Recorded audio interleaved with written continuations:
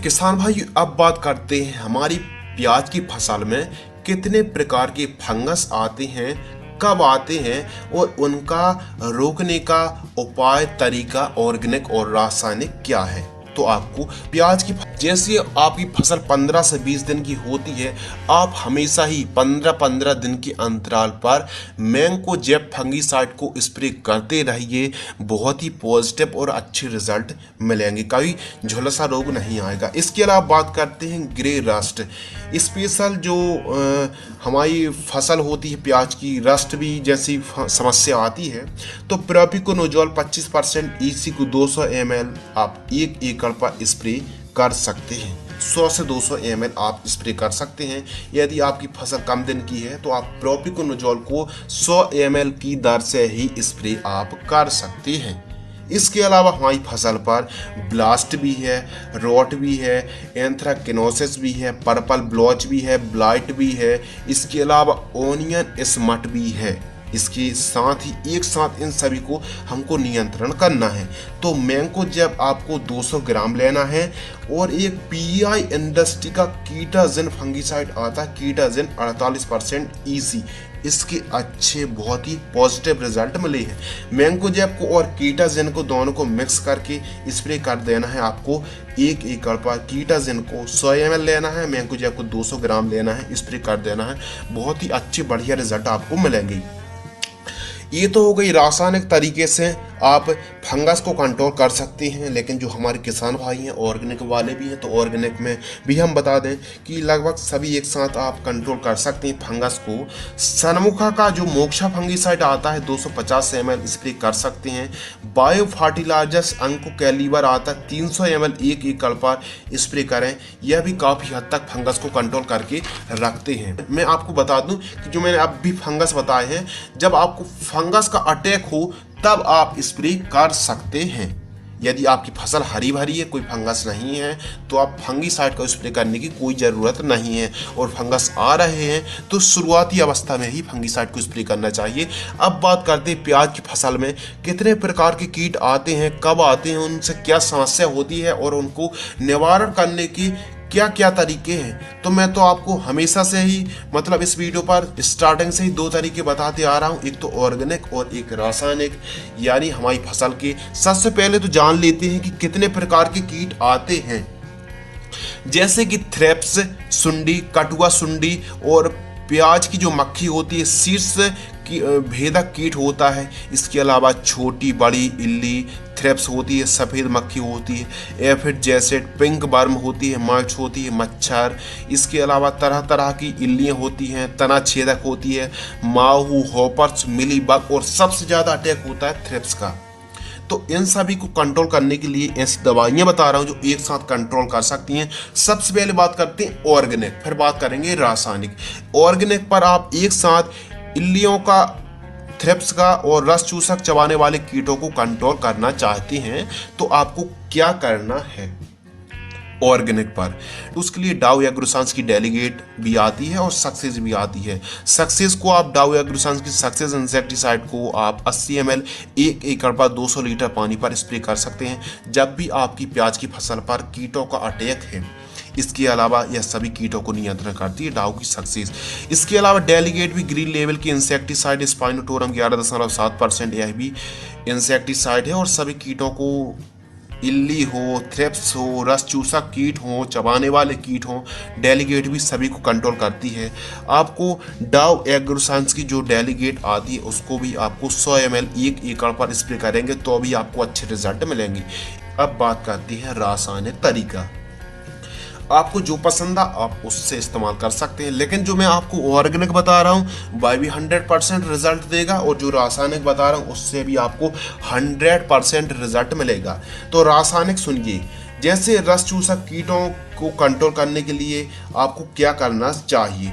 जब भी आपकी फसल पर इल्ली, थ्रिप्स और अन्य कीटों और आपको उड़ने वाले जो कीट होते हैं तब अटैक हो, तब आप स्प्रे कर सकते हैं। रस चूसक कीटों के लिए सिजेंटा क्रिस्टल की पॉलीट्रिन इंसेक्टिसाइड आती है, 250 ml स्प्रे कर सकते हैं जब भी आपकी फसलों पर कीटों का प्रकोप देखने के लिए मिले।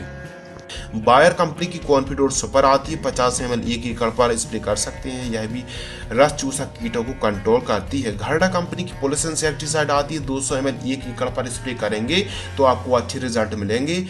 यदि कंट्रोल कीट ना हो तो आप बायर कंपनी के मोमेंटो एनर्जी को 200 ml 1 एकड़ पर स्प्रे कर सकते हैं। यह भी रस चूसक कीटों के साथ साथ इल्लियों को कंट्रोल कर सकती है।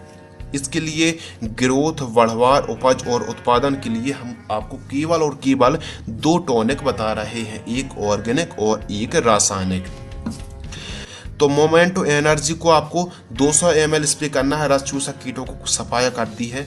इसके लिए ग्रोथ, बढ़वार, उपज के लिए आपको फसल जब 40 दिन की हो तो पीआई इंडस्ट्री की बायोबीटा आती है, उसको आपको 1 एकड़ पर 200 ml स्प्रे करना चाहिए ऑर्गेनिक के लिए। और रासायनिक के लिए आप 1 एकड़ पर आपको जो पोषक सुपर आती है, 65 दिन की आपकी फसल हो, कृषि रासायन की पोषक सुपर को आप 1 एकड़ पर 200 से 300 ml स्प्रे कर सकते हैं। प्याज के कंदों के आकार को बढ़ाने के लिए आप जो सिजेंटा कंपनी की कल्टार या फिर लगन आती है, उन दोनों को किसी को भी 80 से 100 ml जब आपकी फसल 60 से 80 दिन की हो तब आप ड्रिप में भी दे सकते हैं, स्प्रे भी कर सकते हैं। खेत में पहले नमी होना चाहिए।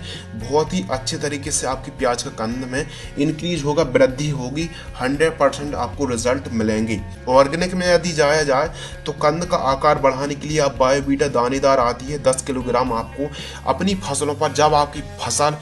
इसके अलावा कंद की चमक बढ़ाने के लिए, यानी कंद का साइज वृद्धि हो गई, लेकिन अब कंद की जो चमक होती है स्टोरेज भी करेंगे, यानी मार्केटिंग में सही मिलने के लिए आपको चमक होना आपके कंद में बहुत ही ज़रूरी है।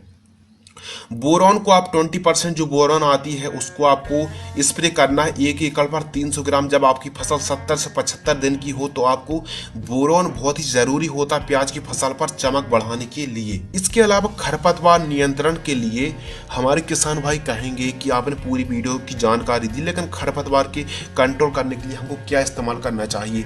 यदि आप 40 दिन की जैसी आपकी प्याज की फसल होती है तो आप 2 बार सेकेंड टाइम मजदूरों की सहायता से खेत को मतलब मिट्टी को पलटवा दीजिए। अदामा इंडिया कंपनी का डेकल खरपतवार नाशक, हालांकि यह इसी फार्म में आती है और 1 एकड़ पर 350 ml स्प्रे करना चाहिए। आपकी फसल लगभग 15 से 20 दिन की हो, खरपतवार 4 से 5 पत्ती के हों, तब हमको डेकल खरपतवार नाशक को छिड़काव करना चाहिए। ध्यान रखना है आपको डेकल खरपतवार नाशक को छिड़काव करने से पहले खेत में नमी होना अनिवार्य नहीं, आवश्यक है। इसके अलावा अब बात करते हैं प्याज की फसल का जीवन चक्र, यानी बीज बोने से लेके परिपक्व तक की जो स्टेज होती है लगभग 150 से 160 दिन लग जाती है, यानी लगभग 5 महीने तो लग ही जाते हैं। और यदि मार्केटिंग और हार्वेस्टिंग की अगर बात की जाए तो स्टोरेज की बहुत जल्द वीडियो आ सकती है, यानी प्याज का स्टोरेज किस प्रकार किया जाता है। लेकिन आपको बता दें कि हार्वेस्टिंग जैसे आपको करनी है तो आप जैसी आपकी फसल पीली पत्ती पड़कर झुकने लगे और एंडिंग मतलब जब अंतिम चरण चल रहे हो प्याज की फसल की, यानी पीले पत्ते पड़ने लगते, सूखने लगते हैं, तो आपको क्या करना है, आपको जैसी पीले पत्ते सूखने लगे तो आपको मतलब हार्वेस्टिंग चालू कर देनी है और प्याज को जहां से आप उखाड़ रहे हैं वहीं पर खेत पर ही 12 से 15 दिनों तक खेत में ही प्याज को पड़ी रहने दें, जिससे ठीक तरीके से सूख जाए। यह किस लिए? या इसलिए क्योंकि जब हमारी प्याज खेत में ही पड़ी रहेगी, अच्छी तरीके से घाम लग जाएगा, तो स्टोरेज जब हम करेंगे तो हमारी फसल में काली मस्सी और भी अन्य जो भंडारण में डिजीज आते हैं वह नहीं आएंगे। तो ध्यान रखना है, जैसी आप प्याज उखाड़ें यानी आप 15 दिन पहले ही पानी चलाना बंद कर दें, प्याज पीली पड़ना और झुकने लगे तो आप प्याज को उखड़वा दीजिए और 10 से 12 दिनों तक, 12 से 15 दिनों तक खेत वहीं पड़े रहने दें, अच्छे तरीके से सूख जाए, तब आपको स्टोरेज करना चाहिए।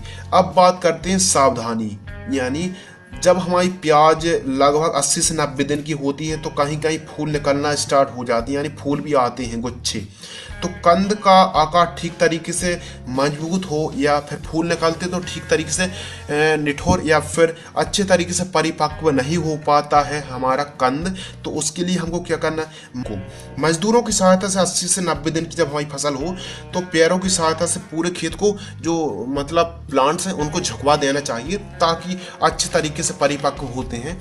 इसके अलावा बात करते हैं प्रति एकड़ उत्पादन यानी प्रोडक्शन, तो 1 एकड़ पर 70, 80 और 90 से लेकर 100 क्विंटल प्रति एकड़ की दर से उत्पादन होता है।